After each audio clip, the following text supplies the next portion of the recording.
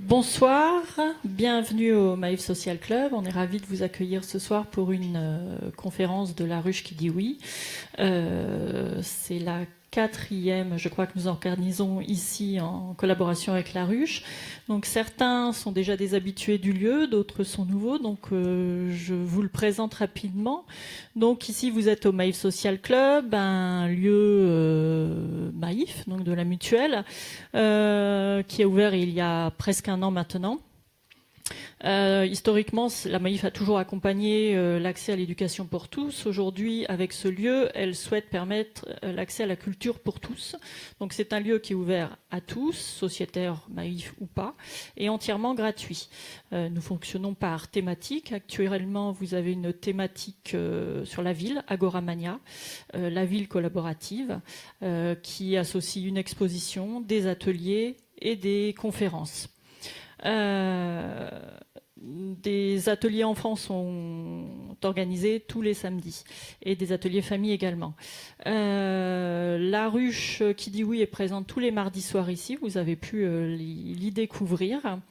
À l'issue de cette conférence, il y aura un verre qui vous sera offert. N'hésitez pas à revenir vers nous, militants ou salariés, pour parler du lieu, vous le présenter, vous expliquer comment on s'y inscrit, comment on y vient.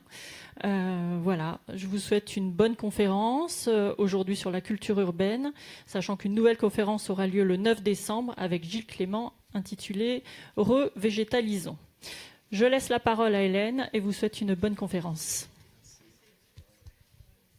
Merci. Donc on va parler d'agriculture urbaine. Il y a un peu à voir avec la culture urbaine, mais ça va être surtout de l'agriculture. Vous avez sans doute remarqué depuis quelques mois et quelques années presque maintenant, on voit de plus en plus de verre à Paris qui grimpent à la fois sur les façades et sur les toits. Alors c'est normal, parce que la mairie de Paris, elle s'est engagée à verdir 100 hectares de toits et de murs d'ici la fin de la mandature, dont 30 hectares en agriculture urbaine. Alors on peut se demander si tout ça, c'est un gadget pour nous, les urbains en mal de verre, ou alors si c'est vraiment une réponse aux enjeux écologiques et alimentaires de demain. Et pour parler de tout ça, nous avons 4 invités ce soir.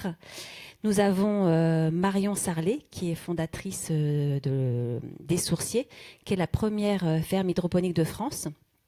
Alors elle va vous expliquer, je vois vous froncer les sourcils, mais on va vous expliquer ce que c'est que l'hydroponie. Voilà, elle cultive notamment des tomates incroyablement délicieuses. Et ce soir, on est vraiment très content de la voir parce que c'est la première fois qu'elle laisse son petit bébé, donc elle est un peu stressée, mais tout va bien se passer. Nous avons Anne Barbillon, qui est chargée de mission AgroParisTech, au bureau d'expertise en agriculture urbaine. Donc voilà, c'est vraiment la scientifique de la bande, qui donc depuis 5 ans, je crois, étudie l'agriculture urbaine sur les toits d'AgroParisTech dans le 5e. Nous avons Gérard Munier, qui est cofondateur du Paysan Urbain, et qui a un projet en fait qui allie à la fois de la production urbaine et aussi de l'insertion sociale, donc un projet très intéressant. Et puis enfin, nous avons Sven Derhal, qui est cofondateur de la Sauge, qui organise plein de choses, notamment les 48 heures de l'agriculture urbaine, et on en parlera tout à l'heure. Voilà, pour se mettre dans le bain, on va regarder un petit reportage sur les toits des Galeries de Lafayette. Ça dure 2 minutes. Et j'appuie sur le bouton.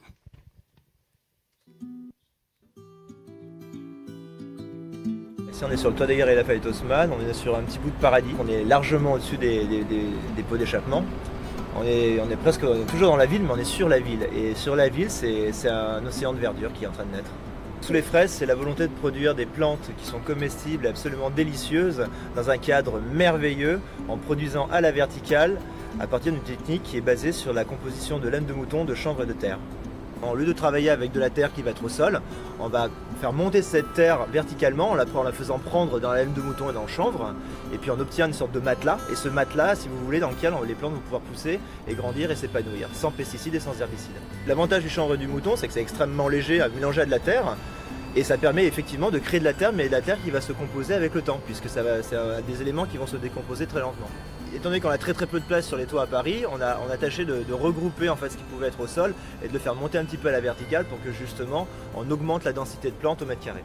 Nous venons de créer une petite dizaine de fermes dans Paris, dont certaines mesurent entre 500 et 1500 mètres carrés. Ici il y a 150 espèces, mais après il y en a 50 qui sont vraiment produites en quantité. Oui, c'est réaliste de faire des potagers dans tout Paris grâce à cette technologie, puisqu'effectivement on est sur une approche qui est extrêmement légère et donc qui nous permet de nous adapter quasiment sur tous les toits.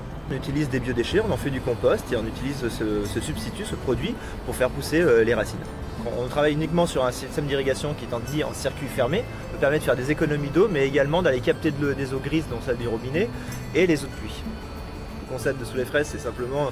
Je crois que c'est l'émergence d'une génération entière qui en a marre de voir l'environnement d'être détruit, qui veut absolument avoir un rôle dans le rétablissement d'un certain équilibre. Et je crois qu'aujourd'hui, tous les gens qui travaillent Sous les fraises sont dans cette recherche d'équilibre et de sens dans leur vie. Donc justement, on est tous une action qui puisse permettre d'équilibrer nos écosystèmes dans les années qui viennent. Nous produisons, nous sommes rentables sur la production des plantes. Donc l'idée, c'est surtout de trouver une surface sur laquelle on va pouvoir travailler et des partenaires qui vont être intéressés à nous accueillir.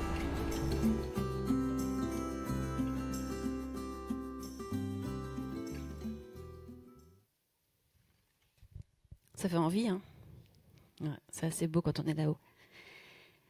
Alors vous, Anne, vous êtes aussi sur les toits, donc peut-être un petit peu moins haut que ce qu'on a vu là, mais sur les toits d'AgroParisTech. Donc AgroParisTech, c'est une grande école d'agronomie. Globalement, qu'est-ce que vous arrivez à faire pousser sur les toits? Et est-ce qu'on peut tout faire pousser? Là, on parle de 150 espèces. Vous arrivez à faire quoi et avec quelle technique? Alors oui, à AgroParisTech, on a un toit cultivé. Bon, c'est pas exactement moi qui suis sur les toits. Moi, je travaille donc pour Expo et pour l'équipe de recherche agricultures urbaines d'AgroParisTech INRA. Et c'est dans le cadre de cette équipe de recherche, on étudie les fonctions et les services de l'agriculture urbaine rendus par l'agriculture à la ville.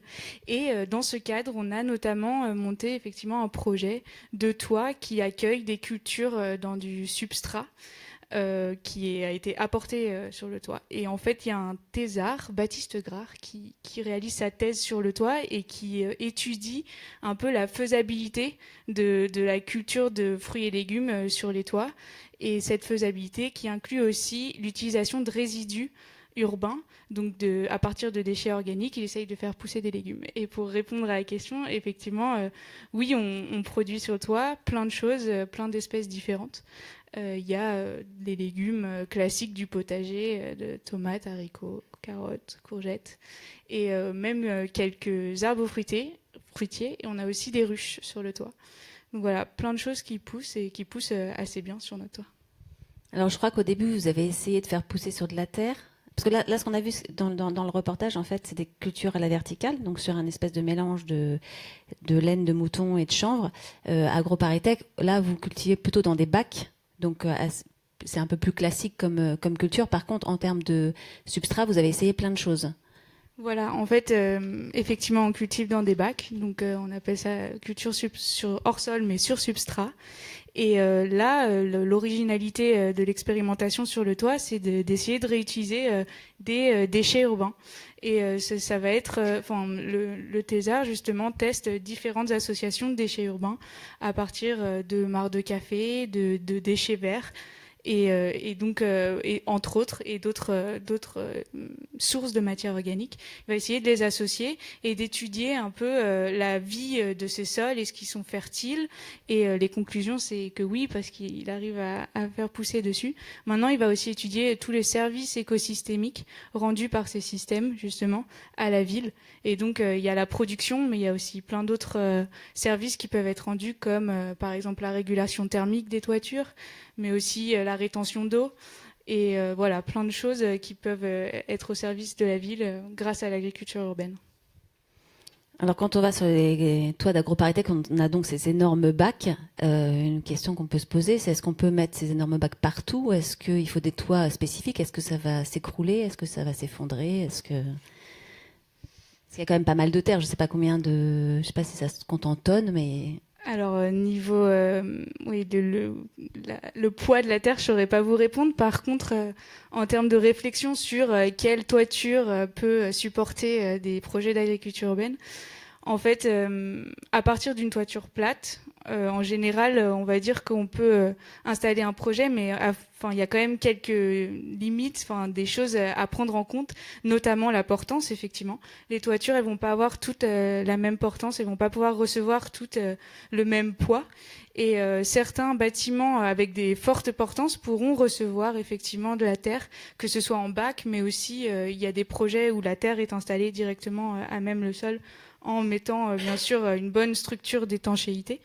Et donc si on a des portances plus basses, moins élevées, on va quand même pouvoir penser à des projets qui vont être moins lourds, et justement par exemple des projets avec des substrats fins ou même en hydroponie carrément, donc des projets qui vont être en hors sol et utiliser l'eau, une solution nutritive, mais qui vont donc être beaucoup plus légers, vont pouvoir être accueillis sur des toitures à plus faible portance. Donc voilà, c'est des choses à prendre en compte, mais c'est faisable. Alors une question qui revient souvent, on se dit formidable, hein, on cultive à Paris en circuit court, tout ça, mais est-ce que les plantes ne sont pas pleines de pollution ? Alors ça, c'est un gros sujet, effectivement, la pollution urbaine. En agriculture urbaine, dans les débats publics, ça revient très souvent. Et c'est un sujet de recherche qu'on traite dans l'équipe agricultures urbaines d'AgroParisTech.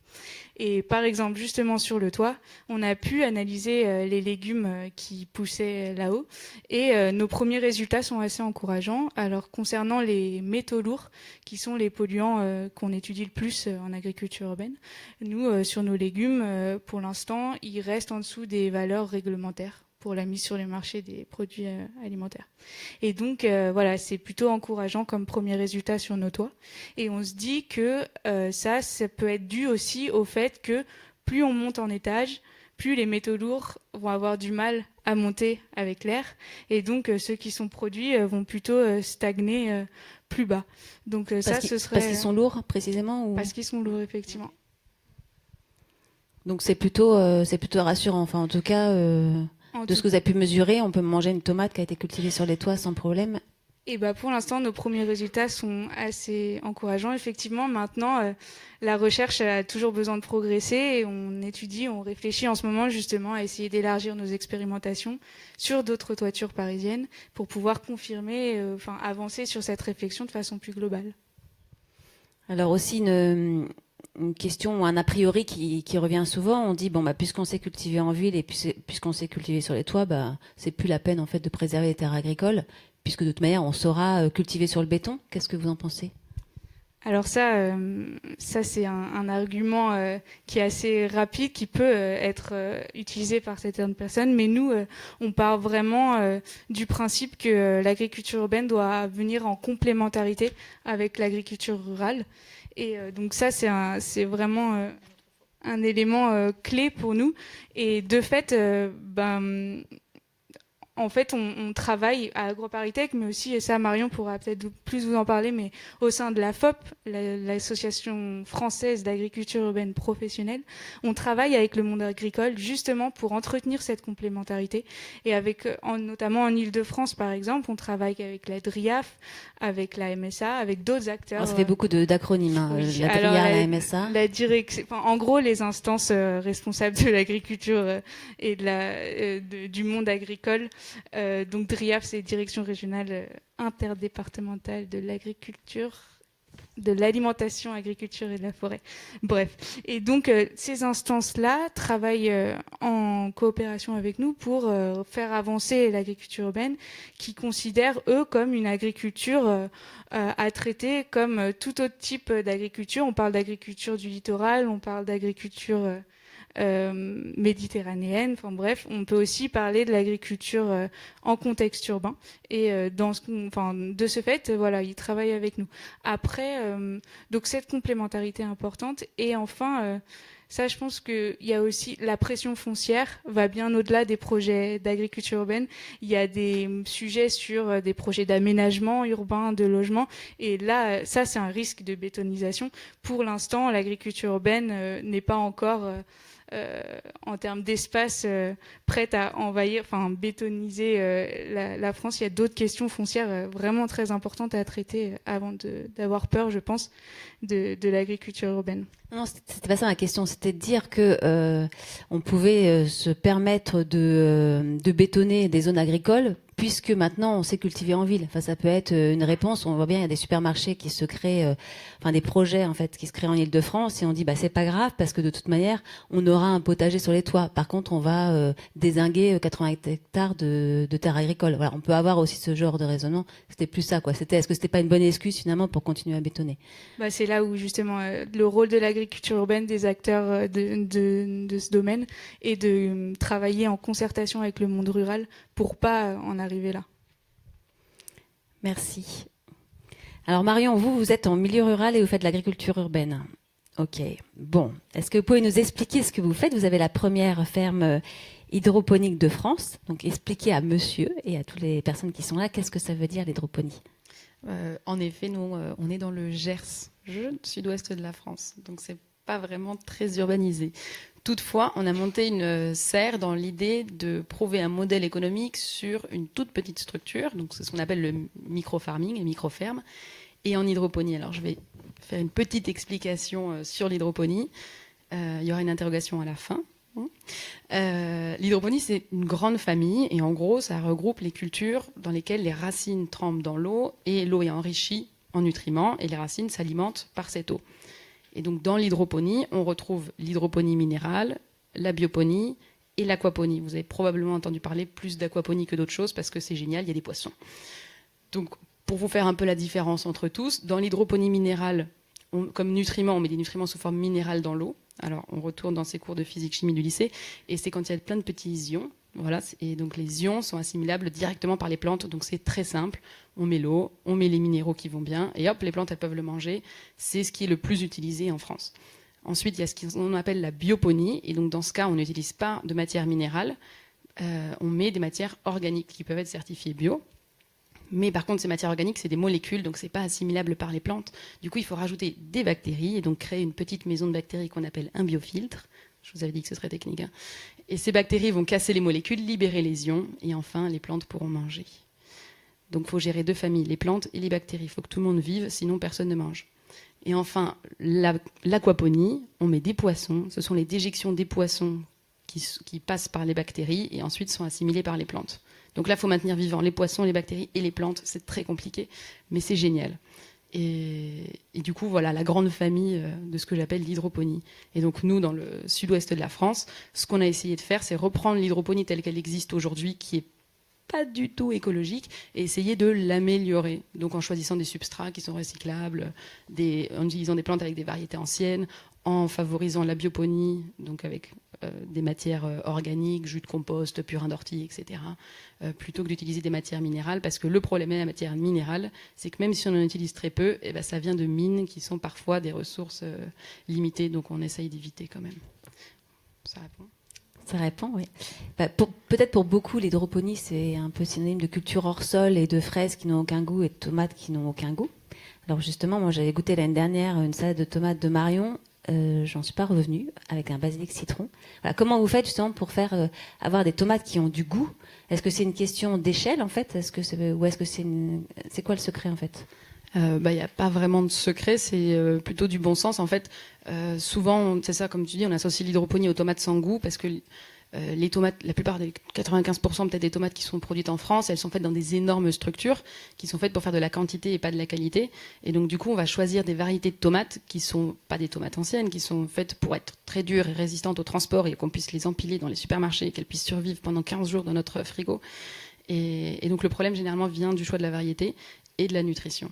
Donc nous, ce qu'on fait, c'est qu'on prend tout d'abord des variétés qui ont beaucoup de goût. Évidemment, elles sont beaucoup moins productives. elles se conservent vraiment moins après la récolte. On les récolte mûres et on donne une nutrition qui est vraiment complète. Ça nous coûte cher, mais après ça, on les vend plus cher derrière. Donc au final, le modèle économique qui marche. Donc on dit, voilà, on favorise vraiment la qualité au détriment de la quantité. Donc c'est pas un secret, c'est juste la micro-ferme. Et alors pour vous, pourquoi d'abord pourquoi vous êtes lancé dans l'hydroponie et pas dans l'agriculture classique, et pourquoi c'est une alternative intéressante à l'agriculture? Déjà, en fait, on s'est lancé dans l'hydroponie parce qu'en terre, on n'y arrivait pas. Parce qu'on a un peu des quiches. Non, parce qu'on n'a pas fait d'école agro, et ce qui nous plaisait, c'était vraiment le mix entre technologie, vraiment l'aspect scientifique, on peut mesurer exactement ce qu'il y a dans l'eau. Enfin, ça nous plaisait beaucoup, le fait de tout pouvoir contrôler, ce qui est un peu débile, parce qu'au fur et à mesure, on apprend que c'est la nature qui contrôle et pas nous. Donc on s'est un peu calmé là-dessus. Donc c'était vraiment la technologie et les plantes. C'était vraiment le mix entre les deux mondes, quoi. Donc on s'est lancé là-dedans. Et la suite de ta question, c'était... Et pourquoi c'est une alternative intéressante?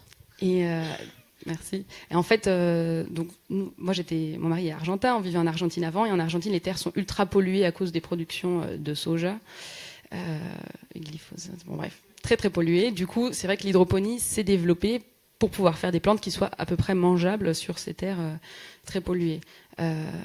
Donc nous, on est arrivé en France. C'est vrai que c'est un peu bête de s'installer dans le Gers pour faire de l'hydroponie.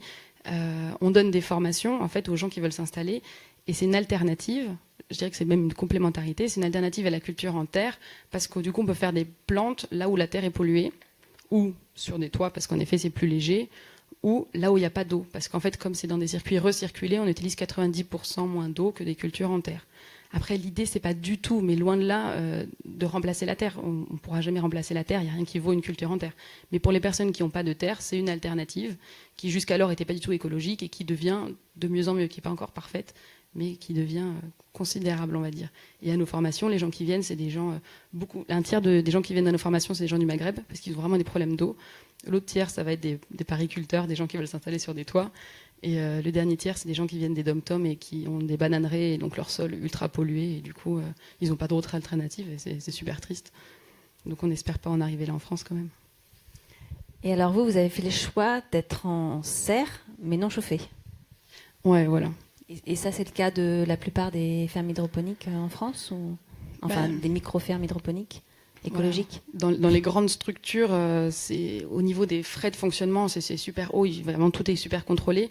Et justement, notre modèle, on voulait montrer qu'on pouvait faire des plantes sous serre, donc pas de chauffage, pas de lampe, aucun herbicide, aucun pesticide, et montrer que à partir du moment où on est en polyculture et qu'on traite bien les plantes dès la naissance, donc on fait nos propres semis, etc.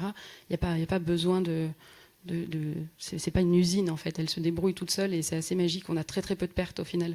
Donc il y a plein de maraîchers en bio qui viennent voir, qui disent comment tu fais, vraiment tu traites pas? Mais là vraiment on traite pas, mais on voit qu'ils nous croient pas, mais vraiment on traite pas. Et du coup vous faites appel à des insectes?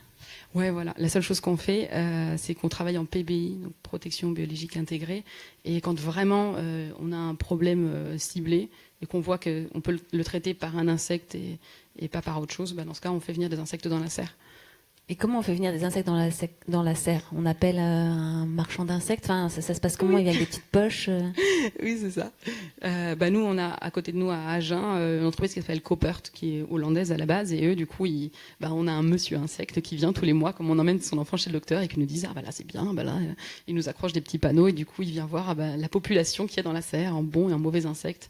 Et du coup, il nous conseille. Il nous dit là, je vous conseille d'acheter ça. Là, ça va se régler tout seul. Vous inquiétez pas, les coccinelles vont arriver. Et donc voilà, il arrive avec ces petits flacons, on installe nos bébés insectes et ensuite on est là à la loupe et on les cherche. Alors il y a à chaque fois qu'on rencontre quelqu'un qui s'installe en agriculture urbaine, il dit oui, je suis allé chez les sourciers. Donc voilà, vous formez beaucoup de monde, j'ai l'impression. Et voilà, qui vous avez vu passer? Quels sont les projets les plus fous qui sont sortis de chez vous en fait?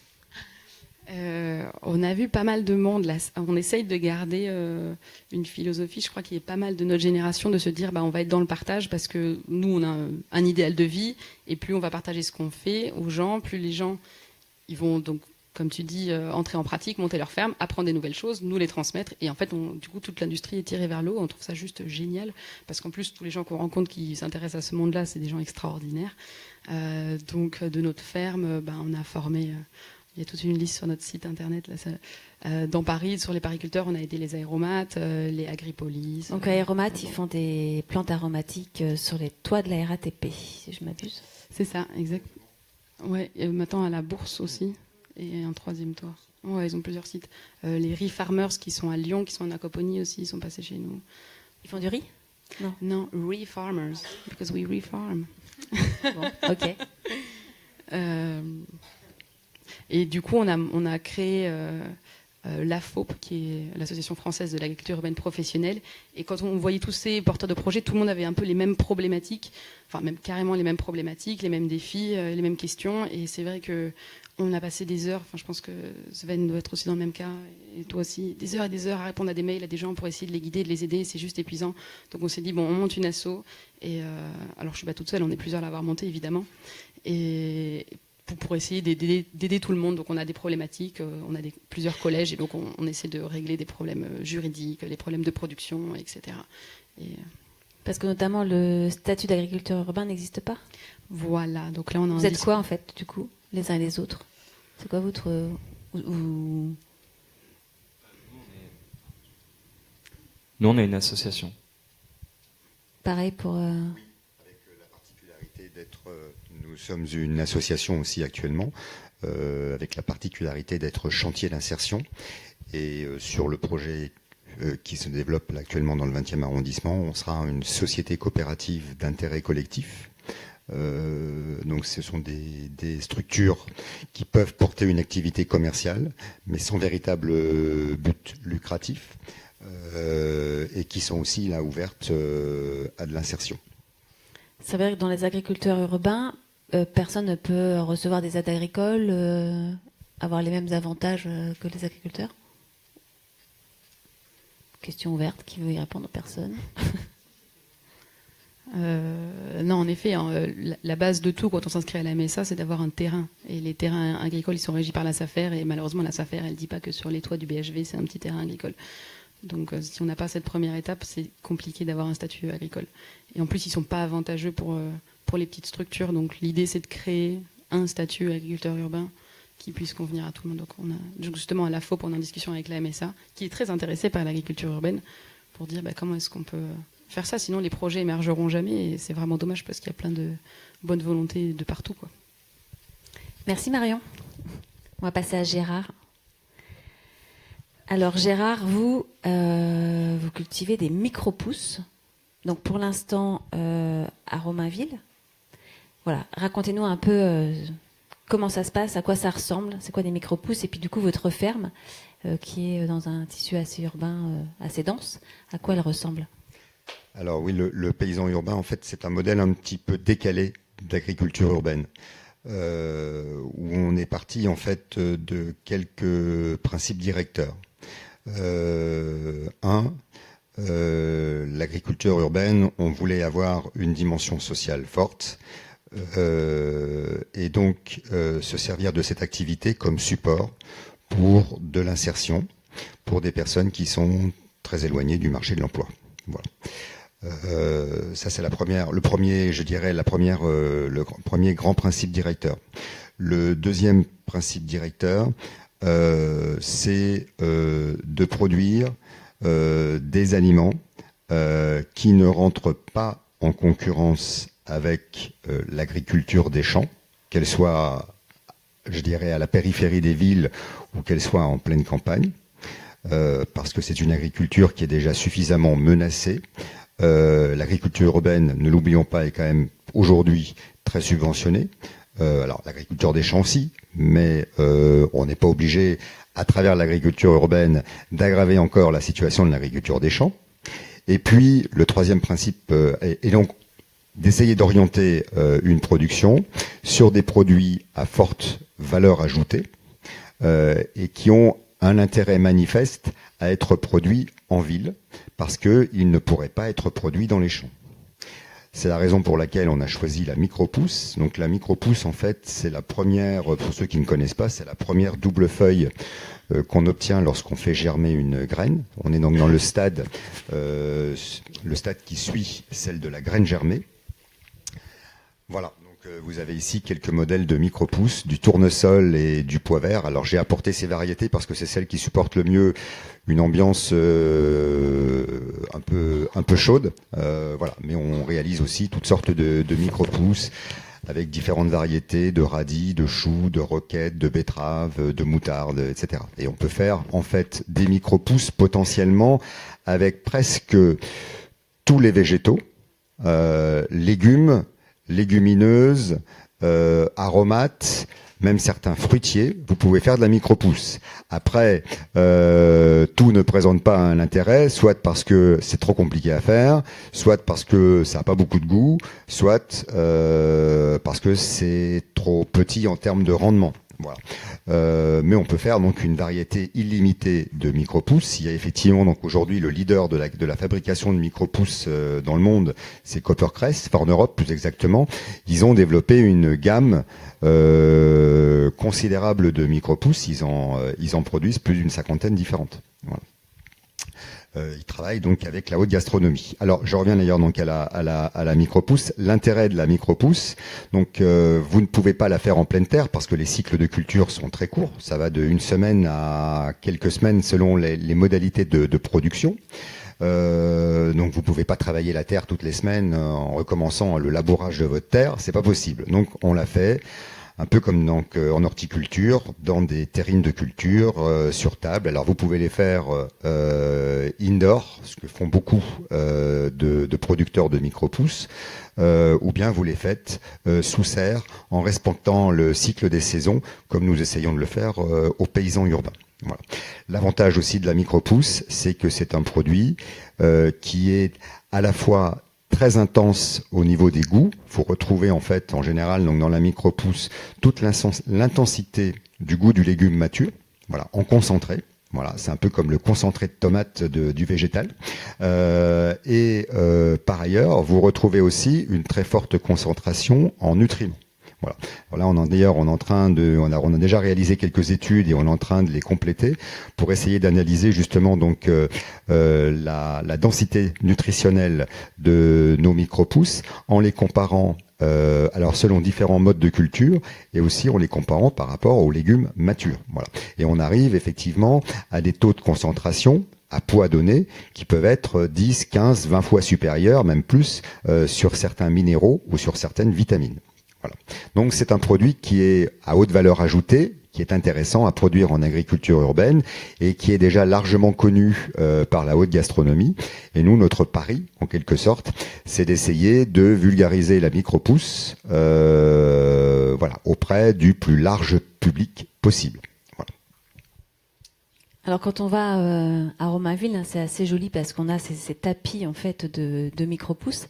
Et moi, ce que j'aime bien, c'est quand on fait la cueillette, puisqu'en fait, les bacs de micro-pousses vont sur des espèces de grands chevalets. Et là, on prend une paire de ciseaux et on coupe comme on ferait une coupe de cheveux. Donc, c'est assez, voilà, c'est assez esthétique, je trouve, comme métier. Et puis, par rapport au maraîchage, où on va désherber pendant des heures les genoux dans la terre, là, on est quand même sur une pratique un peu plus... Oui. Alors, enfin, je ne saurais pas la qualifier, mais en tout cas... On a aujourd'hui un mode de culture à Romainville qui est une ferme pilote très artisanale. Alors, c'est un petit peu aussi une volonté de départ.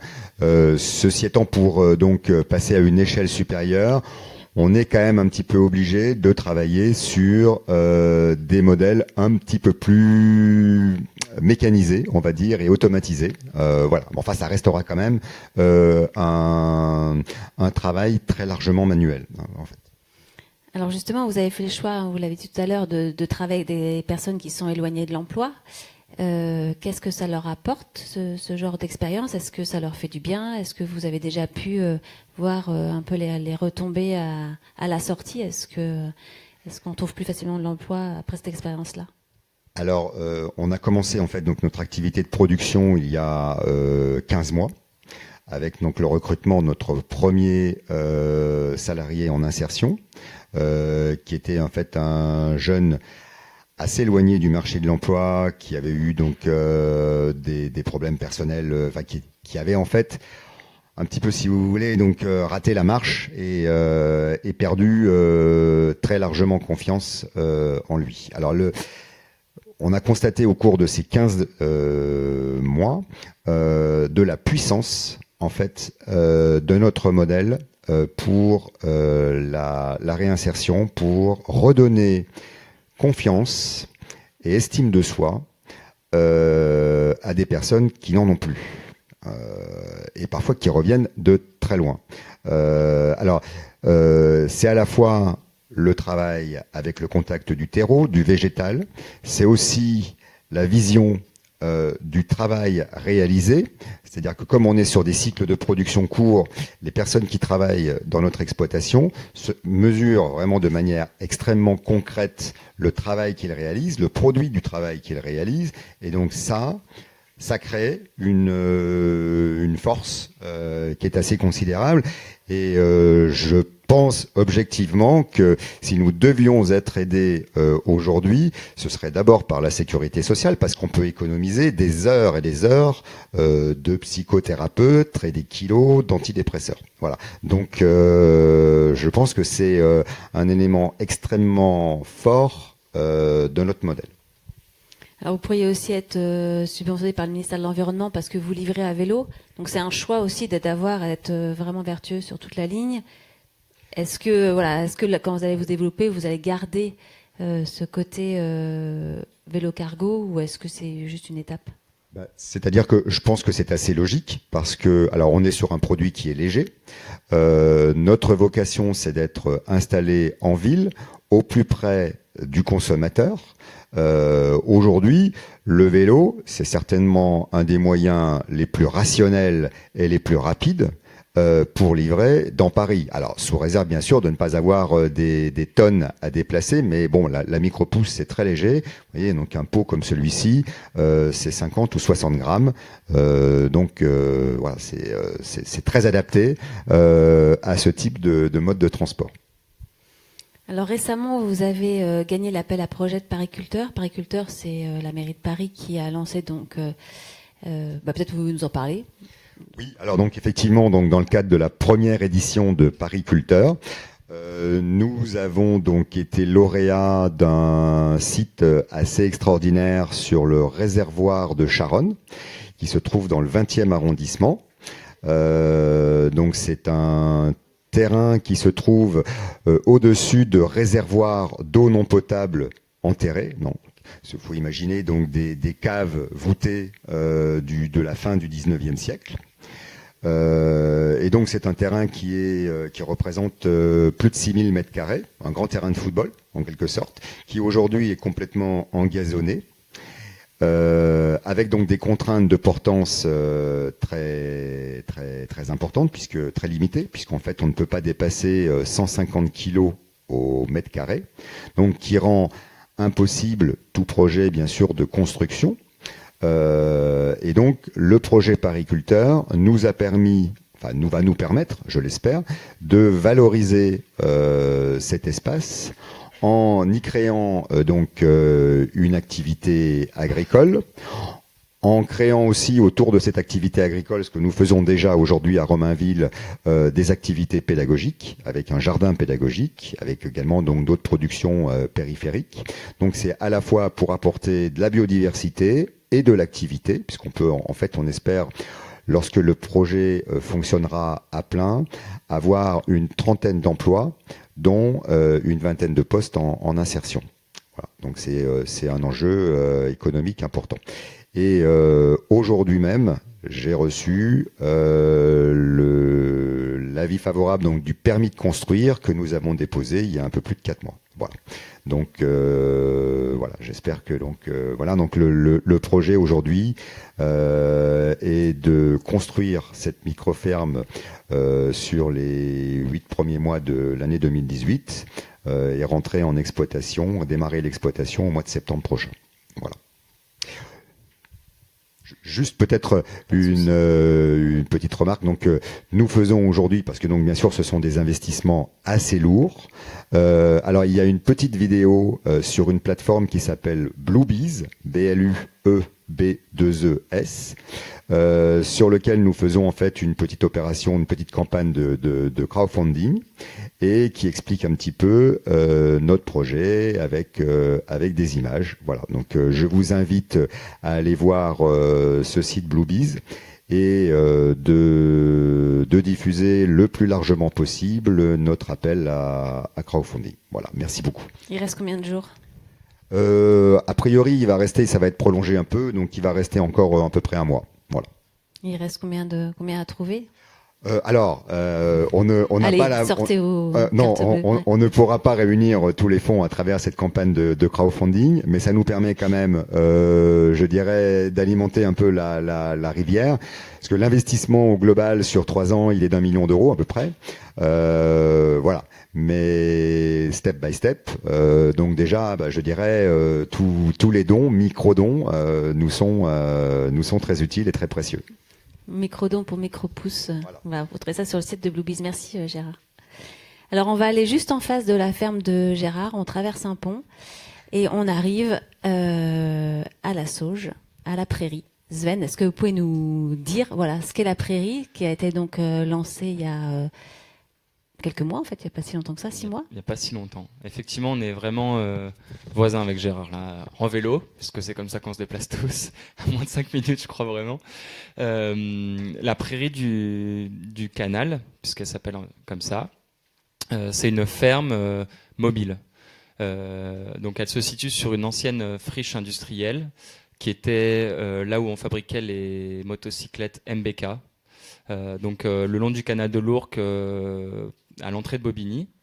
En fait, on a proposé, donc c'est issu d'un appel à projet qui était organisé par Est Ensemble, donc la communauté d'agglos de l'Est parisien, pour l'occupation de friches. Et nous, on a proposé cette ferme sur le constat que la ville, elle était toujours en mouvement, qu'il y avait toujours un endroit qui se construisait, donc du coup une période de travaux, un endroit qui était détruit, ou une période où il y avait des dents creuses, et ces espaces qui étaient parfois laissés vacants. Et donc nous, notre projet de ferme, en fait, c'est de créer dans cet entretemps un espace agricole qu'on appelle une fée, ferme écologique et éphémère, qui a pour but, parce qu'on s'appelle la Sauge, et la Sauge, ça se dit, c'est un acronyme aussi, donc on cherche des acronymes un peu pour exploiter notre truc. Donc la Sauge, ça veut dire Société d'agriculture urbaine, généreuse et engagée. Donc c'est pour ça. Donc du coup, notre fée, elle a pour but, en fait, pendant un temps donné, de développer l'attention et de développer aussi les savoir-faire des populations environnantes autour de l'agriculture urbaine. Et puis de se déplacer un peu à la manière d'un cirque sur une prochaine friche à l'issue de notre occupation là sur cet espace à Bobigny. Donc c'est un espace qui fait à peu près 5000 mètres carrés, qui est composé de différents modules. Donc il y a une houblonnière, il y a une prairie sur l'ancienne friche où il y a des ruches, il y a un grand jardin en paille, il y a plein d'espaces comme ça différents à découvrir. Il y a également un container productif, alors à l'intérieur duquel on produit des champignons avec une entreprise qui s'appelle La Boîte à Champignons. Il y avait des petits trucs qui ont été distribués tout à l'heure. On envisage d'aménager une serre sur le toit, c'est pour ça, donc pourquoi pas en hydroponie. On a un petit module d'aquaponie qu'on fait avec d'autres entreprises, start-up qui s'appellent Culture en Ville, etc.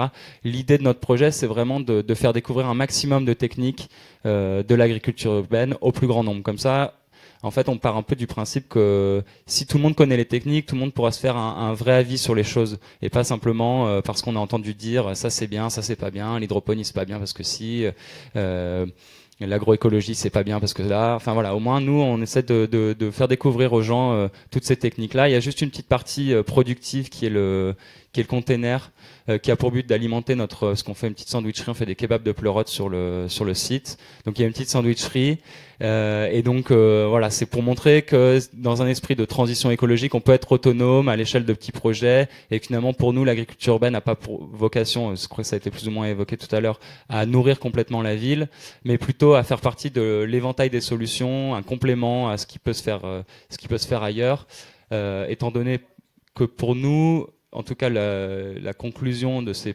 pratiquement 3 ans d'activité à la Sauge, et puis on va dire, mon binôme Antoine, et puis tous les gens, les membres fondateurs de la Sauge aussi, sont tous des gens qui évoluent maintenant depuis un petit moment dans l'agriculture. Le bilan qu'on fait quand même globalement, c'est qu'en Europe occidentale, l'enjeu il n'est pas tellement sur l'agriculture urbaine, comment nourrir la ville par la ville, mais plutôt sur comment est-ce qu'on peut réorganiser les terres agricoles pour créer un panachage plus cohérent, notamment dans les ceintures et avoisinantes des villes, créer de nouveau un bassin vivrier, comme par exemple Paris-Île-de-France, c'est très céréalier. Voilà, il suffirait de quelques exploitations maraîchères un peu structurées pour nourrir Paris. Et donc c'est plutôt la vocation qu'on a avec ce projet de la Prairie du Canal, c'est de sensibiliser à ce genre de message, et avec un mode de fonctionnement assez ludique, assez joyeux. Et tout le monde est invité à venir cultiver, cueillir ses tomates dans les bottes de paille, par exemple, à la Prairie. Voilà. Donc c'est une grande vitrine un peu des nouvelles techniques d'agriculture urbaine, entre autres, quoi. Oui, nouvelles et anciennes. Par exemple, la culture sur bottes de paille a largement inspiré de ce qui se faisait dans l'ancien monde, c'est-à-dire quand il y avait encore des chevaux autour de Paris, parce que en fait, au lieu d'utiliser par exemple le fumier du cheval, nous on va utiliser quelque chose qu'on va retrouver très prochainement avec l'agriculture urbaine beaucoup. C'est de la drèche de bière. Il y a beaucoup de brasseurs artisanaux et en fait si je prends 2 minutes pour expliquer ça, mais pour fabriquer de la bière artisanale, c'est comme si on faisait une grande infusion. Donc on met une céréale maltée torréfiée qui s'appelle l'orge dans un grand sachet de thé qu'on fait bouillir à 60 degrés pendant à peu près 1 heure, 70 degrés pendant à peu près 1 heure. Et quand on retire ça, quand on retire le sachet de thé, donc comme dans votre infusion de thé, la matière qui reste, ça s'appelle la drèche de bière, la drèche. Et ça c'est cool parce que comme c'est resté longtemps dans l'eau chaude, il y a très peu de bactéries. Et le malt est par lui-même très riche en azote. Donc du coup, quand on va le mettre sur la botte de paille, après on arrose pendant 3 semaines où on attend qu'il pleuve un petit peu. Et après, il va y avoir un cycle de décomposition qui va se lancer. Et en fait, nous, on a été vraiment très surpris par l'efficacité de la technique. On a eu des visites d'ailleurs de chercheurs d'AgroParisTech, des visites de courtoisie, mais qui ont été vraiment surpris d'à quel point c'était hyper efficace, c'est-à-dire une botte de paille, un peu de drèche de bière, un minimum de compost pour que les graines elles germent. Et on a eu des tomates et plein d'autres choses, mais vraiment en abondance et vraiment très surpris du résultat et de la facilité surtout de fonctionnement du système, quoi. Alors on est très bière à la Prairie parce que vous cultivez aussi du houblon. Alors là, on a des pieds de houblon. On a plutôt répondre que ça. C'est-à-dire qu'on a effectivement on a à peu près 200 pieds de houblon, donc on a une grande houblonnière. Mais on n'a pas produit beaucoup de houblon cette année parce que le projet, on a commencé début mars vraiment à construire le projet. On était dans la construction des petites structures de la ferme et on avait un petit peu oublié les pieds de houblon dans un coin, donc ils ont commencé à exploser dans leur bac de culture, donc ils ont pris vachement de retard.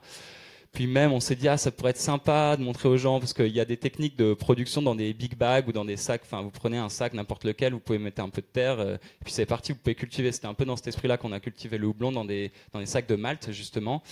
Sauf qu'en fait, comme on est sur une dalle en béton et que c'est très sec, dès qu'il se met à faire chaud, en fait, ça sèche très très vite. Et le houblon est une plante de rivière qui aime bien avoir constamment les pieds dans l'eau. On a un petit peu tardé à mettre les systèmes d'irrigation en place, donc du coup le houblon a eu pas mal de stress hydrique. Donc la récolte de houblon, c'est littéralement limité à un verre de 50 centilitres rempli de pieds de houblon sur 200 pieds. Je pense que la productivité elle est pas géniale, mais bon, l'an prochain on pourra goûter notre bière, ouais. Ça c'est sûr. Et en attendant, on peut venir boire de la bière et faire du maraîchage, ou en tout cas tester ces cultures, là, en ce moment encore. Je vais te décevoir, non. On a fait la soirée de clôture la semaine dernière, donc là on a mis la ferme en hibernation, donc il faudra attendre le printemps prochain. Je vous invite à suivre éventuellement la suite des événements sur la Prairie du Canal sur Facebook ou canalprairie.fr. On vous donnera mais bon, ça va se réveiller très vite, hein. Peut-être même ça va pas complètement s'endormir. Bon, et en attendant, là vous travaillez sur les 48 heures de l'agriculture urbaine. C'est quoi cet événement? C'est quand et qu'est-ce qui va se passer? Oui, c'est l'autre gros projet qui nous tient à cœur à la Sauge, association qu'on a créée avec Antoine directement parce qu'on continue à le suivre, mais avec plein d'autres membres fondateurs dont Anne fait partie. Il faut le dire, c'est marrant parce qu'elle est là. En fait, tout le monde se connaît dans ce milieu-là. Et qui a pour but de faire qu'il y ait un maximum de gens qui pratiquent une activité agricole. Donc on a ce projet à la Prairie du Canal, vous comprenez pourquoi, et les 48 heures de l'agriculture urbaine qui a pour but en fait de végétaliser la ville au moment du printemps de manière citoyenne. Donc l'idée, c'est de créer un gros moment pour que tout le monde, un peu comme à la fête de la musique où les gens descendent avec leur guitare et leur piano dans la rue, ben là, descendent avec leurs graines, leur râteau, et puis on va jardiner un bout de trottoir, mais aussi son balcon, et puis on va aussi découvrir les initiatives de l'agriculture urbaine qui étaient déjà existantes, par exemple la ferme de Romainville ou la prairie du Canal, et puis les nouvelles, par exemple le réservoir de Charonne qui fera peut-être un petit truc au printemps, ou les autres projets lauréats des pariculteurs 2016. Voilà, en tout cas notre souhait, et puis on fait aussi quelques petites conférences, des petites choses comme ça pour développer aussi la connaissance autour du sujet. Mais donc vraiment de créer un week-end joyeux où vraiment l'image que moi j'aimerais qu'il soit faite avec ces 48 heures de l'agriculture urbaine, c'est un peu comme quand il neige le soir, c'est-à-dire voilà, il commence un peu à neiger, et puis le lendemain tout est blanc. Bah là c'est pareil, c'est-à-dire qu'il y a le week-end, on commence tous à jardiner, et puis on se retrouve, et puis le lundi matin tout le monde va au boulot, et puis voilà, il y a les trottoirs sont verts, et des fleurs partout et tout ça. C'est un peu l'image qu'on essaie de renvoyer avec les 48 heures. Et là, cette année, ça commence à avoir, l'an dernier déjà, et puis on espère que ça va se poursuivre, une petite dimension nationale, parce qu'il y a pas mal d'autres villes et qui, comme la Sauge et parce qu'il y avait 250 porteurs de projets à peu près l'an dernier qui sont associés à l'événement, voilà, qui essaiment et qui créent ce petit moment joyeux autour de l'agriculture urbaine. Et alors, c'est quand ? Cette année, l'édition 2018 aura lieu le 20 et 21 avril.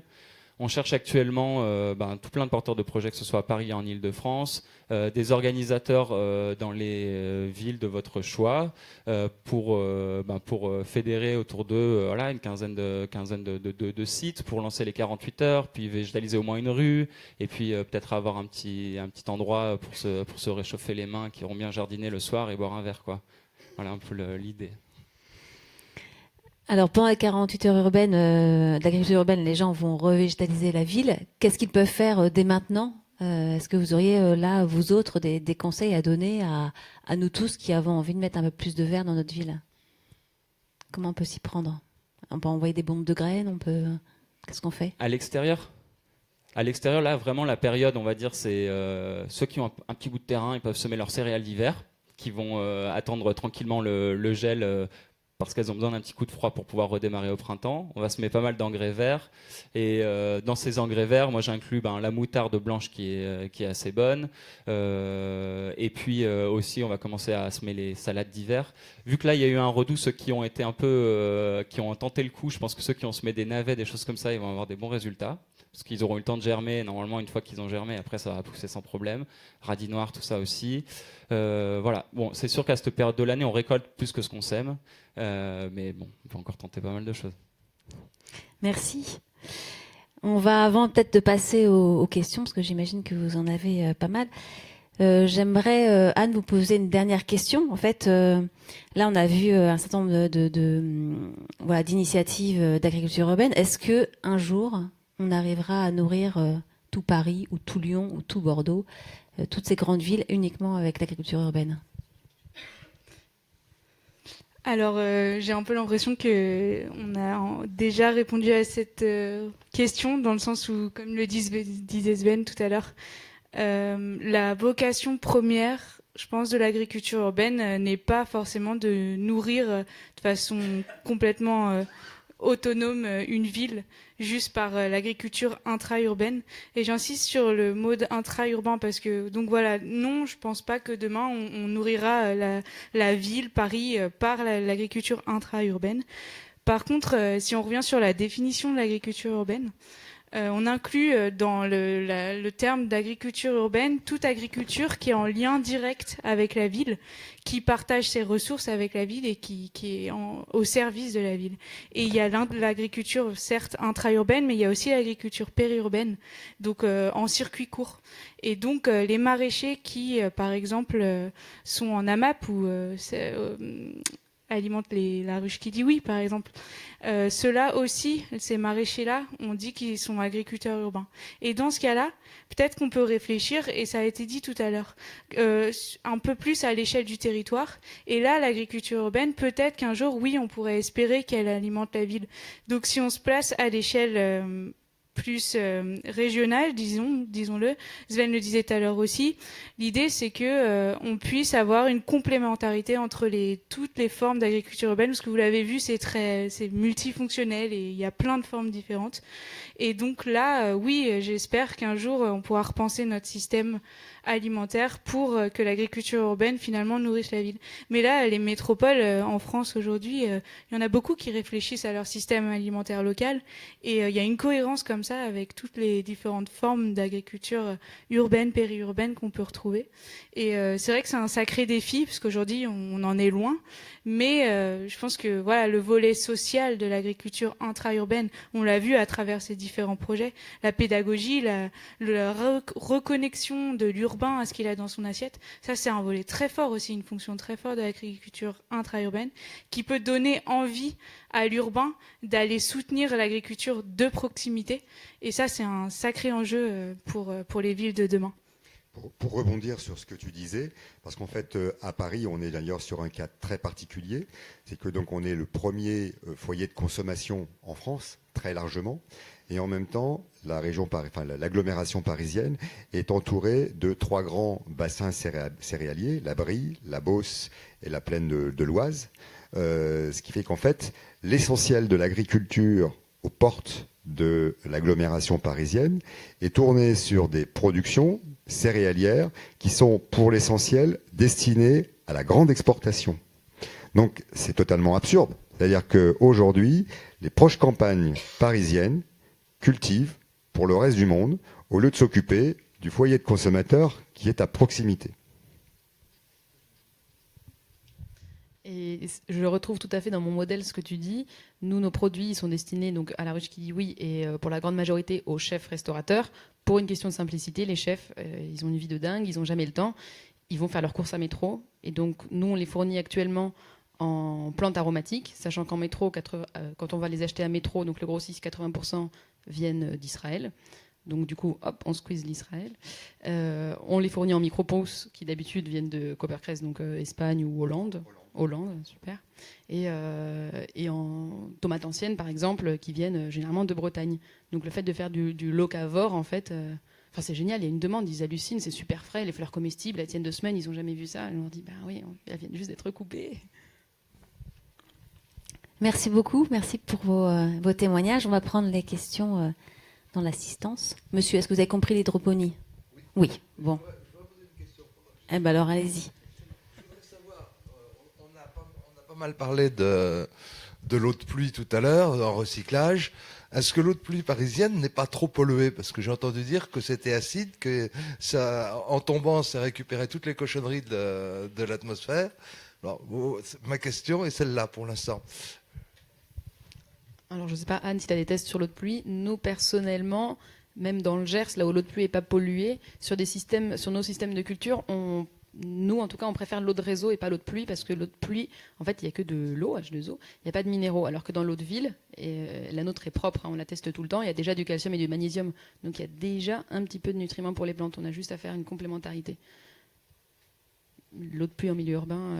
C'est un sujet qui revient souvent. Et en fait, effectivement, vous me dites si vous avez des choses à compléter, mais c'est en urbain, en général, les porteurs de projets utilisent souvent, effectivement, les réseaux d'eau de ville. Et même pour des aspects techniques, parfois, ils nous disent que la récupération d'eau de pluie est pas forcément la plus facile, parce que il faut la stocker. Et il y a même des questionnements sanitaires. Après, l'eau stagnante, etc., ça peut poser problème. Mais effectivement, ça reste un sujet, la pollution de l'eau de pluie. Et ça mériterait de faire des analyses. Le sujet de la pollution, finalement, reste quand même assez... Aujourd'hui, de fait, la réglementation ne permet pas facilement de produire des biens alimentaires pour donc, une vente sur les marchés de consommation avec de l'eau de pluie. Ou alors, il faut que ces produits soient ensuite lavés avec de l'eau du réseau ou de l'eau purifiée.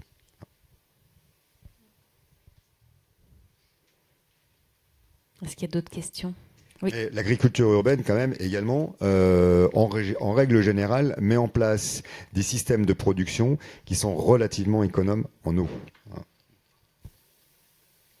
Tout d'abord, bravo à tous pour vos initiatives. Je trouve ça vraiment super. Moi, j'ai une anecdote et une question. L'anecdote, c'est que l'hydroponie, on le découvre dans les villes, mais je sais que la première fois que je suis allé à Amsterdam, c'était il y a quelques années, j'étais étudiant. C'était pas forcément pour une visite culturelle, mais j'ai appris que la bœuf poussait en hydroponie et qu'ils arrivaient à avoir des rendements 3 à 4 fois supérieurs que pour d'autres plantes. Donc si on peut s'en servir pour d'autres choses que pour la fumette, ça peut être pas mal. L'aspect moins sérieux, moi, Je rebondis juste sur ce que tu dis. Notre fournisseur d'engrais et de systèmes, il est dédié à faire ça. Et nous, on allait voir en leur disant, on veut la même qualité, mais pour du basilic. Et ma question, elle est un peu moins fun, mais c'est sur l'aspect économique. J'adore les projets qui ont une vocation à avoir un impact sociétal très fort, en voulant réinsérer des jeunes qui peuvent être éloignés du marché de l'emploi. Un aspect écologique qui est évident via et je pense que ça sert à rien expliquer, mais je voyais une vidéo, c'était au Japon en 2014, où c'est un pays où je sais que les fermes urbaines sont en développement continu depuis de nombreuses années. Ils ont de fortes contraintes géographiques, climatiques. Ils sont 130 millions sur un territoire 3 fois plus petit que la France. Et en 2014, il y avait uniquement 20% des fermes urbaines qui étaient viables économiquement. C'est-à-dire qu'on est obligé d'injecter de l'argent. Je finis ma question, je sais que tu veux répondre. Et on est obligé d'injecter de l'argent tous les 2 à 3 ans. On est obligé d'injecter de l'argent. On est dans un système où les ressources publiques s'amenuisent. J'imagine que dans 5, 10 ou 15 ans, enfin, je ne sais pas comment tu projettes le paysan urbain à 10 ou 20 ans, mais quelles sont les clés aujourd'hui pour que ce genre de projet puisse comme une entreprise, être viable économiquement? Alors, pour te répondre, le paysan urbain, le modèle que nous voulons développer n'est pas un modèle subventionné. Alors, quand on parle d'insertion, il y a effectivement des aides au poste dans le cadre de l'insertion, mais si on fait véritablement notre métier d'insertion, la contrepartie de ces aides, ce n'est pas des subventions d'équilibre pour un modèle économique qui n'est pas rentable, c'est la contrepartie, d'une moindre productivité de personnes qui sont très éloignées du marché de l'emploi, et surtout de tout l'encadrement et la formation que l'on est tenu de faire en contrepartie de ces aides au poste. Voilà. Donc je suis tout à fait d'accord, c'est-à-dire que l'agriculture urbaine doit... en fait, l'agriculture urbaine, elle évolue dans plusieurs directions, mais elle doit chercher des modèles qui ne dépendent pas uniquement de subventions, en fait, mais aller vers des modèles qui sont viables économiquement. Voilà. C'est la raison pour laquelle l'agriculture urbaine, elle est d'abord viable sur des produits qui sont à forte valeur ajoutée. Voilà. Ça n'a pas beaucoup de sens aujourd'hui de faire de l'agriculture urbaine, de produire en agriculture urbaine, je sais pas moi, des légumes racines comme la carotte ou la pomme de terre. Voilà, ça n'a pas de sens. Voilà. Et si je peux me permettre de compléter, la question aussi, et d'élargir ça tout simplement à l'agriculture en général. Quelle agriculture est rentable aujourd'hui? Est-ce qu'il y a une agriculture rentable aujourd'hui? C'est la question que je pose. Une exploitation rentable, c'est quoi? C'est une exploitation qui est bien payée par la PAC aujourd'hui. Donc en fait, c'est plus... la première question que j'aimerais qu'on se pose, c'est est-ce que, et c'est ce que le choix qu'a fait le politique et la société depuis au moins 50 ans, depuis l'existence de ces mécanismes d'aide, est-ce que l'agriculture, d'une manière générale, ne doit pas être subventionnée? Parce que est-ce que c'est pas la sécurité alimentaire la chose la plus importante? Est-ce que le consommateur moyen, il doit pas aussi, dans une logique aussi de sa propre réflexion et de la propre qualité de la nourriture qu'il va avoir, se poser la question du prix d'achat des denrées alimentaires, comme c'est aussi la chose la plus importante qu'on fait. Donc, est-ce que c'est une nécessité d'avoir une agriculture rentable? Ça, c'est une vraie question de société parce que, en tout cas, j'ai pas d'exemple. J'ai des cas particuliers d'agriculture qui se disent rentables, même les micro-fermes du Bec et Loin, qui certes ont des rendements très impressionnants. Je sais pas moi, 55 € ou du mètre carré. Peu importe, on s'en fout, mais on sait que une grande part de leur succès tient aussi à une logique de formation, à une diversification des sources de revenus, etc. Donc on sait qu'un système agricole rentable passe non seulement par la production a priori, mais aussi par différentes sources de revenus qui peuvent être tirées du revenu agricole ou autres. Donc ça, c'est une partie de l'explication. Mais vraiment, je pense que le débat, pour moi, il doit être sur est-ce que c'est nécessaire d'avoir une agriculture rentable. Moi, je compléterais ce que tu dirais en disant que aujourd'hui, ce qui s'est passé effectivement depuis 50 ans, avec à la fois le développement des subventions à l'agriculture, mais surtout le développement aussi donc d'une agriculture industrielle avec des produits donc de mauvaise qualité, fait qu'on a modifié très profondément les habitudes culturelles des Français, des Européens et des Occidentaux, en les habituant à s'alimenter, donc à consacrer une part de leurs revenus extrêmement faible à l'alimentation, puisqu'en fait, quand on regarde donc, statistiquement l'alimentation, le poids de l'alimentation dans le budget des ménages a littéralement fondu. Mais elle a fondu quantitativement, elle a fondu qualitativement aussi. Donc aujourd'hui, il y a un énorme challenge au plan culturel pour faire comprendre aux gens la nécessité de consacrer un peu plus d'argent à une bonne alimentation et peut-être un peu moins d'argent dans des gadgets électroniques et autres produits de consommation. Alors, bravo bravo pour toutes les initiatives, mais bravo pour ce que vous venez de dire, parce que là on est vraiment au cœur du problème. C'est-à-dire toutes ces initiatives extraordinaires qui se multiplient partout vont pouvoir durer à partir du moment où on va pouvoir transformer le système. Pour reprendre ce que vous venez de dire, c'est vrai que on est dans un système, dans un écosystème d'industrialisation de la nourriture qui standardise. Cet écosystème d'industrialisation de la nourriture, il ne faut pas se leurrer, il a une puissance énorme avec un rapport de force qui va devenir énorme. Et il est déjà, vous avez 35 000 lobbyistes tous les jours à Bruxelles de l'agroalimentaire. Vous avez vu dans la presse, vous êtes au courant de tout ce qui se passe, le glyphosate, etc., etc. Les politiques ont très peu de marge de manœuvre. Même si à la marge, il faut qu'ils fassent un certain nombre de choses, ils ont très peu de marge de manœuvre. C'est pour ça que la réflexion qu'on a, nous, moi j'ai créé avec un certain nombre de gens dans la gastronomie le Collège culinaire de France, qui réunit aujourd'hui plus de 1500 restaurants et plus de 500 producteurs de qualité. L'idée de base, c'est pas de faire une association supplémentaire, ça a été de dire c'est à nous de nous prendre en main. Avec une exigence qui n'est pas simple, nous refusons toute subvention venus de l'extérieur, de l'agroalimentaire, et Dieu sait avec les grands chefs français si les gros de l'agroalimentaire ont immédiatement proposé des subsides très conséquents, et nous refusons toute subvention des pouvoirs publics. Pourquoi ? Parce que tout est biaisé à partir de ce moment-là. Je ne dis pas qu'il n'y a pas des initiatives qui sont des initiatives louables, et qu'il faut sans doute faire que cette agriculture industrialisée, il faut l'aider à moins détruire. Mais ça ne sera pas ça. Le système qui nous permettra de sortir de là. Ça sera des initiatives comme celles que vous faites, parce que tout ce qui est développement durable est aujourd'hui fait, pour la grande partie dans la systémique, pour faire durer le système. Et vous voyez d'ailleurs que les gros arrivent très très bien à s'adapter avec des habits green qui sont souvent très séduisants, on le voit actuellement dans la grande distribution, etc. Donc à partir de là, c'est à nous de nous prendre en main.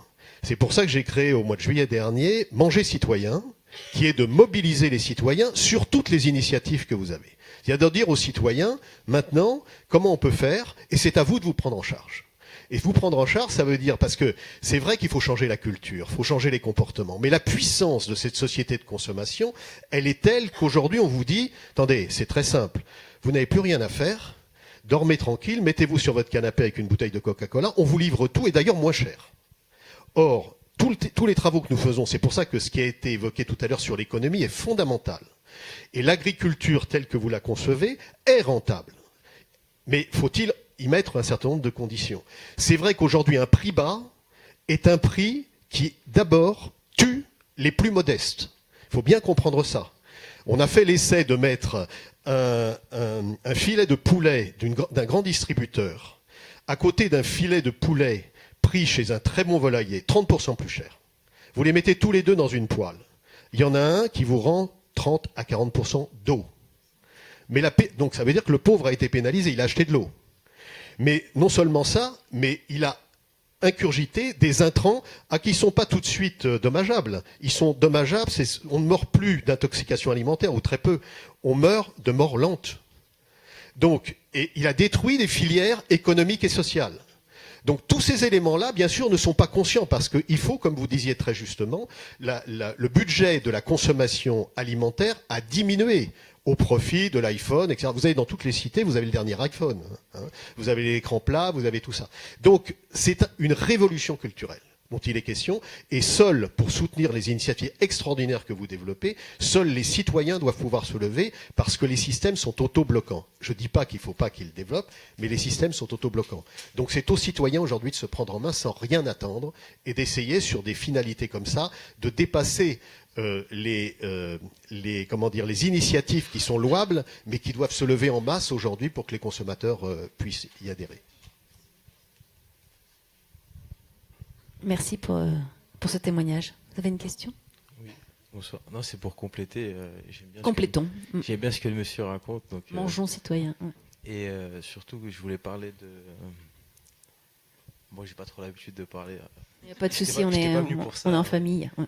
On est en famille, ok. Et c'est ça, en fait. C'est ça qu'il faut développer, je pense. C'est l'esprit humanité, fraternité, solidarité dans ce domaine-là. Et... exclure l'économique, y est pensé peut-être après, mais d'abord se retrouver et parler par rapport à ces attaques qu'on subit un peu tous au niveau de l'alimentation, je parle en tant qu'étudiant, qui en fait, on meurt de mort lente, dans le sens où on accumule ces déchets, en fait, ces déchets que notre corps ne peut pas traiter, en fait, et qui ne peut pas éliminer par les selles ou par voie urinaire. On les stocke et à force qu'elles soient stockées, nos cellules, à un moment donné, elles commencent à faire n'importe quoi. J'ai un peu le trac, je sais, ça se sent. Et donc, ce que je voulais dire, c'est que à force, elles deviennent anarchiques et c'est ce qu'on appelle plus communément des tumeurs, quoi. Et donc moi, j'habite à Bobigny. Et justement, je pense que le premier travail, c'est de faire un mot que j'ai découvert il n'y a pas si longtemps, l'éduc-pop. Et qui manque vraiment, c'est-à-dire, je n'étais pas au courant qu'il y avait ce genre de projet à Bobigny. Pourtant, là, j'essaye de rassembler des énergies positives où je suis pour monter un compostage qui est déjà monté, mais mobiliser des gens pour composter et derrière produire un potager. J'avais déjà compris que c'était essentiel, quoi, dans le sens où tout vient de la terre, et donc ça va me battre Carrefour, quoi. Et ce qui m'a le plus surpris, en fait, où en fait j'ai vraiment compris ce qui se passe, c'est j'ai eu l'occasion d'aller à... Le monsieur, il l'a évoqué tout à l'heure, le contact avec la végétation, avec la nature. Et pour quelqu'un qui est né dans le béton, c'est-à-dire entre guillemets, c'est-à-dire qui voit que du béton et des aires de végétation contrôlée avec peu de diversité. Et j'ai eu l'occasion d'aller à Die, dans la Drôme, et j'ai vu que c'était le premier département où les cultures elles sont biologiques. Les gens ils cultivent plus avec des pesticides ni quoi que ce soit. On voit une diversité fabuleuse et ça nous ressource, quoi. Donc finalement on est peut-être connecté à cette terre plus qu'on pense, puisqu'on s'en nourrit, et c'est ce qui fait notre bonne santé surtout avant tout. Et au final, voilà, j'ai pu discuter avec quelqu'un qui produisait ce qui faisait sa culture, ça s'appelait les jardins de fleurs, ou je sais plus. Et elle m'a donné des graines et que je vais peut-être planter, mais des graines anciennes ou des graines paysannes qu'on appelle plus communément, et qui ne sont pas des graines hybrides, puisqu'il faut savoir que bizarrement, l'Union européenne a érigé un catalogue qui nous interdit de planter. En gros, c'est des graines illégales, quoi, malgré qu'elles ont un bagage génétique avec une biodiversité incomparable avec les graines hybrides qui existent aujourd'hui. Et c'est ça qui est complètement déroutant, et que les gens, en fait, je salue toutes ces initiatives, mais je pense qu'il faudra aller beaucoup plus loin, quoi. C'est-à-dire, ce sera un réveil collectif, quoi. Ce que tu dis, ça me fait penser à quelque chose que j'ai eu la chance de voir à Cuba. Cuba, dans les années 70, il y a eu un gros blocus et plus rien ne rentrait. Et du coup, plus de pesticides, mais plus non plus d'intrants alimentaires. Et donc, du coup, ils ont vraiment développé ce qu'ils appellent la organoponie. Et donc, c'est les gens qui font les choses les mieux au monde, parce que ça fait déjà 40 ans qu'ils ont développé ça. Et c'est ouf, ils mangent trop bien, ils ont tous leur petit potager, et c'est fait juste avec ce qu'ils ont sur place, quoi. Il n'y a rien de chimique. Et maintenant, j'étais allée du coup voir un espèce de lycée agricole, et il disait qu'il y avait des pays d'Europe qui payaient super cher pour envoyer des gens en stage chez eux pour apprendre comment ils font, alors que Cuba, quoi. Donc c'est génial. C'était pas là-bas qu'il y avait eu une famine et on avait ordonné aux gens de cultiver n'importe quelle parcelle de terre. Ouais. Ils peuvent tout cultiver. Ah bon, je ne nous souhaite pas un blocus, mais c'est un peu à nous d'essayer de le faire, le blocus. Et pour répondre à ta question par rapport au Japon qui était subventionné, c'est vrai que les fermes qu'on voit au Japon, elles sont hyper high-tech. Donc ça coûte une fortune à monter, une fortune à entretenir. Pour vous partager un peu notre cas, vraiment pour être dans du concret et peut-être redonner un peu d'espoir. Donc nous, on a 650 mètres carrés de serre. Quand on parle de maraîchage, c'est tout petit. Quand on allait à la chambre d'agriculture dire qu'on allait essayer de vivre à 2 sur 650 mètres carrés, ils nous ont dit ça va pas ou quoi, prenez des hectares, faites du maïs comme tout le monde, là chez nous, vous êtes des hippies, etc. Donc il faut s'accrocher. On dit non, c'est notre projet, je veux pas faire du maïs, j'y connais rien, je veux vraiment faire de l'hydroponie. Je pense qu'il faut faire une super étude de marché, il faut vraiment bien se renseigner avant de partir. En l'occurrence, petite parcelle, donc produit à haute valeur ajoutée, comme j'ai dit, la ruche qui dit oui, donc des gens qui sont prêts à payer plus cher pour manger bien. Les chefs, c'est la même chose dans le Gers, on a la chance d'avoir un label qui s'appelle les Tables du Gers, qui en fait favorise les chefs qui utilisent des produits qui viennent du territoire. Du coup, les chefs, en fait, ils sont favorisés, ils gagnent des points s'ils travaillent avec mes produits. Donc, génial pour nous, ils sont prêts à travailler avec nos produits. Puis, c'est des gens, évidemment, des passionnés de nourriture, ils préfèrent payer un peu plus cher pour avoir quelque chose qui est de la qualité. Mais tout ça pour dire que, avec plein de petites astuces, en fait, on a réussi à rendre notre production rentable au bout de 2 ans. Et ça, c'est juste génial. On a envie à 2. Alors, attention, on vide notre production à 2 avec des tout petits salaires, comme n'importe quel agriculteur, sur 8 mois de l'année, parce qu'on produit pendant 8 mois de l'année, on vend. Et ensuite, il y a 1 mois qui est dédié au nettoyage, 1 mois de vacances, ouais, et 1 mois où on sème, et donc à ce moment-là, on ne vend pas. Et donc, pour pouvoir survivre pendant ces 4 mois de l'année, c'est pour ça qu'on donne des formations pendant l'année pour pouvoir vivre toute l'année, évidemment. C'est des modèles qui se développent. Les premières années, on avait 1 000 € de frais fixes par mois, ce qui déjà n'est pas beaucoup. Mais bon, du coup, il fallait un peu ramer. Et là, on en est à 500 € de frais fixes par mois. Par des petits détails qui ont fait qu'on a diminué notre facture par du low-tech, en fait, vraiment plein de petites astuces. Et on a fait monter la facture client. On était en moyenne à 35 € par chef, par un panier moyen. Maintenant, on en est à 50. Et encore une fois, c'est plein de petites astuces. Et je pense qu'il faut juste essayer de réinventer l'agriculture. Et c'est un peu le rôle de notre génération pour se dire comment est-ce qu'on va la rendre un peu plus rentable, parce que les anciens modèles ne fonctionnent plus. Moi, je voulais poser une question. Allez-y. J'ai pas vu, il y avait une autre question. Oui, d'accord. En fait, moi, je me pose la question. C'est vrai qu'aujourd'hui, toutes ces initiatives, effectivement, c'est super intéressant. Ça reste quand même relativement minoritaire.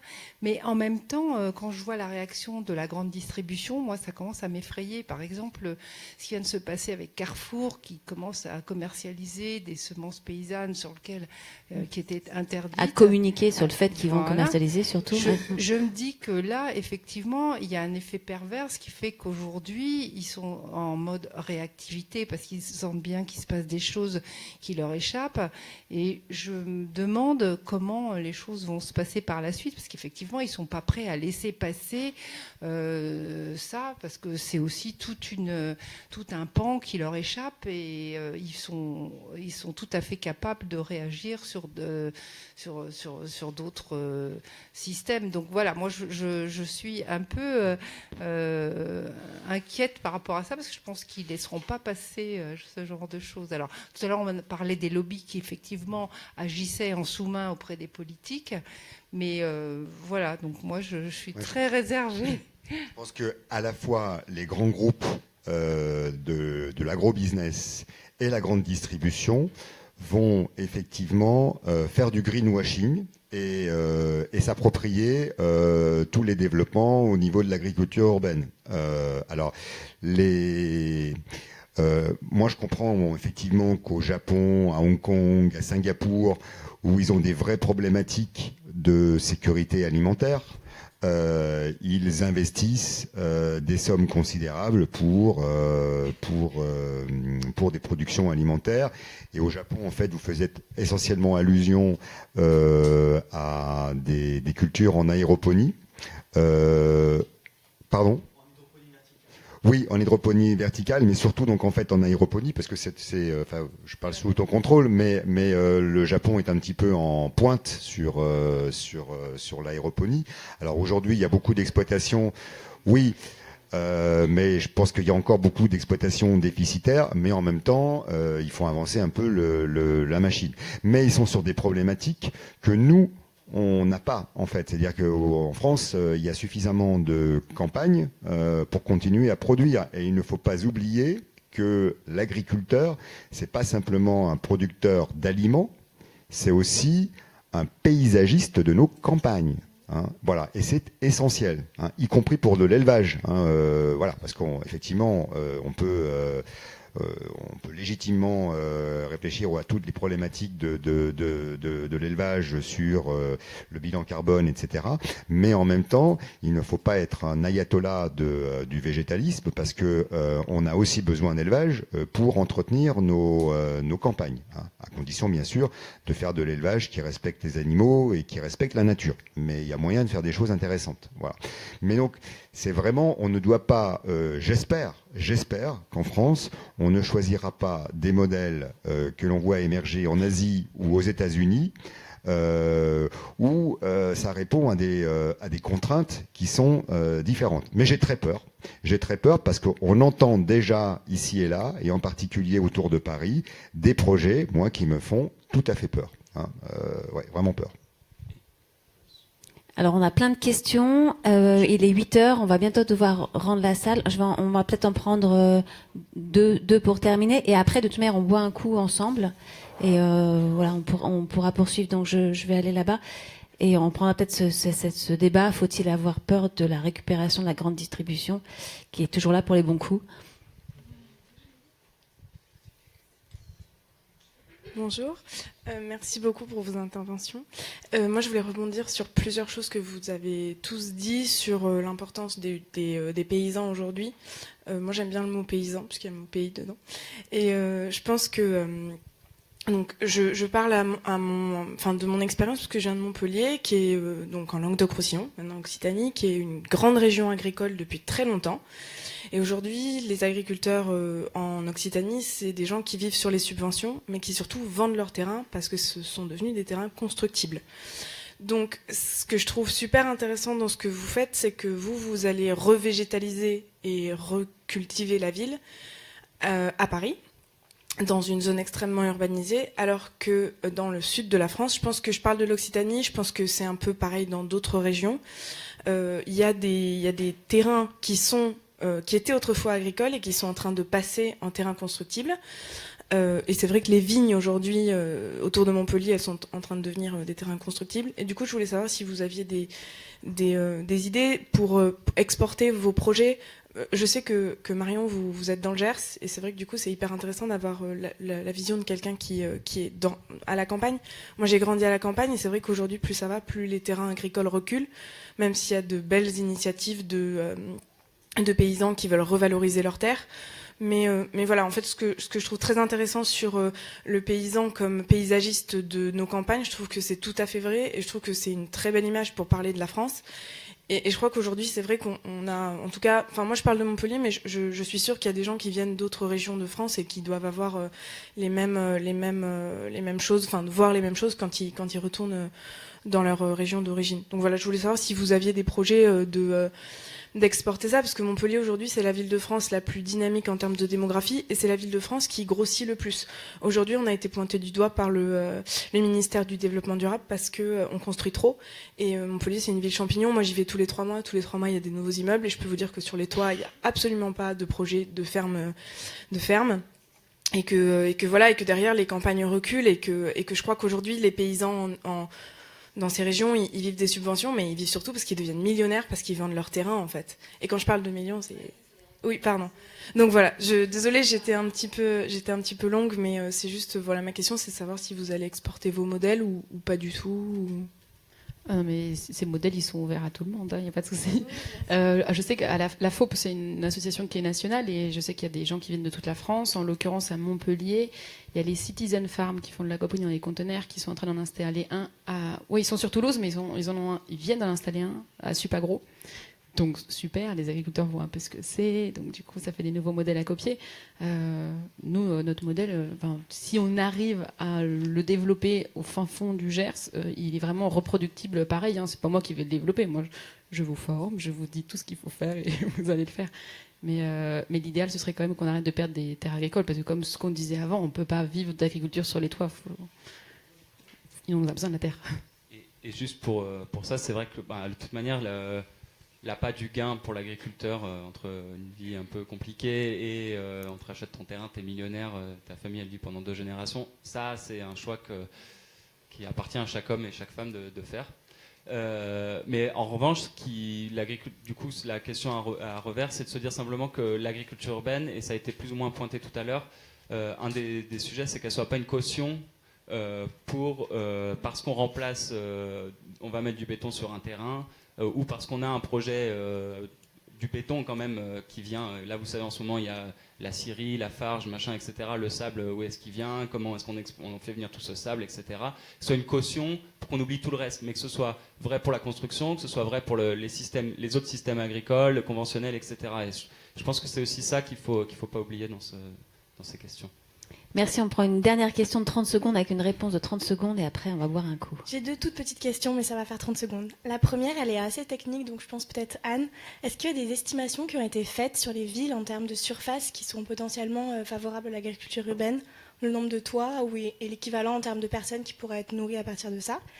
Et la deuxième question, c'est juste pour avoir un peu votre vision à tous sur comment vous voyez ou comment vous aimeriez voir l'agriculture urbaine dans 10 ans, dans 15 ans. Et est-ce que, notamment, la relation avec les grands groupes, est-ce qu'on est obligé d'en avoir peur ou est-ce qu'on peut imaginer que peut-être eux aussi pourront participer à mettre à l'échelle l'agriculture urbaine? Alors, ce que je vous propose, c'est qu'on réponde à la première et la deuxième, on y répond tous ensemble autour d'un verre. Je vois Chloé qui me fait des grands signes. Oui, en termes de recensement de surface, par exemple, pour la ville de Paris, pour lancer son projet pariculteur, il a fallu recenser un peu les toitures qui pourraient être végétalisées. Et je crois que c'est comme ça qu'est sorti le chiffre de 100 hectares potentiellement végétalisables. Donc oui, il y a eu des recensements de toits, mais aussi des recensements de jardins cultivés en pleine terre, donc les jardins familiaux, les jardins partagés sur le site de Nature Paris. Il me semble qu'il y a des chiffres justement pour un peu quantifier l'agriculture urbaine en termes d'hectares. Oui, on va clairement en termes d'hectares. En Ile-de-France notamment, c'est ce que je connais un peu. Et après, pour quantifier le nombre de personnes nourries, alors moi, je ne saurais pas répondre, je pense. Aujourd'hui, je ne vois pas d'études. C'est compliqué de quantifier ça, parce que déjà, d'avoir une idée de la production qu'on peut sortir de l'agriculture urbaine, déjà c'est un sujet qui est compliqué à déterminer, parce que les projets ont souvent peu de recul, ça fait peu d'années qu'ils existent. Maintenant, peut-être que d'autres ont des idées là-dessus, mais en tout cas, ça viendra un jour, quand on aura plus de recul. Il faut arrêter d'être dans le fantasme de la ville qui va nourrir... Oui, c'est vrai. C'est vrai que c'est ce qu'on disait un peu en conclusion. L'idée n'est pas de nourrir la ville par la ville intra-urbaine. L'idée est de penser le système plus globalement. On va pas y arriver. 100 hectares, c'est murs et toitures. Et parmi les 100... Ouais, et parmi les 100 hectares, c'est 30 hectares d'agriculture urbaine. Ça veut dire qu'on a aussi des hectares qui sont juste de la végétation qui n'est pas productive. Ça donne de l'oxygène, ça donne plein de choses et du bien-être. Et voilà. Merci à tous. On se retrouve en bas. Merci.